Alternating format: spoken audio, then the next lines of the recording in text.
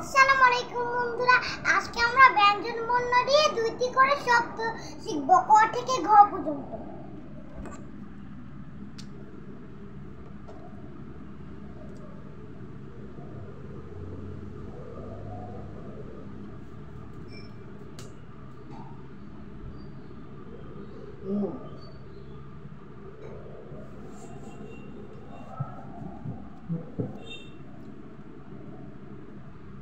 বন্ধুরা, এটা হচ্ছে কলা। আমরা আরেকটা শব্দ শিখি বন্ধুরা, কটে কাক। ক আকার কা, ক কাক।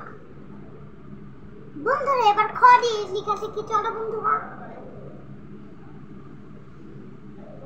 প্রথমে এই পাশে একটা গোলের মতো দিয়ে, তারপরে নিচে নামিয়ে, তারপরে তা উপরে উঠিয়ে, তারপরে আরেকটা ছোট্ট দাগ দিয়ে, তারপরে এই পাশে ঘুরিয়ে আনবো বন্ধুরা।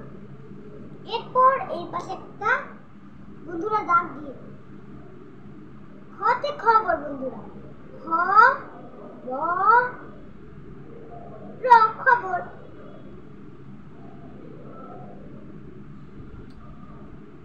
খয়াকার খা,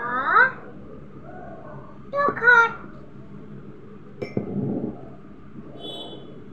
বন্ধুরা, আমরা গ দিয়ে শিখবো, তারপর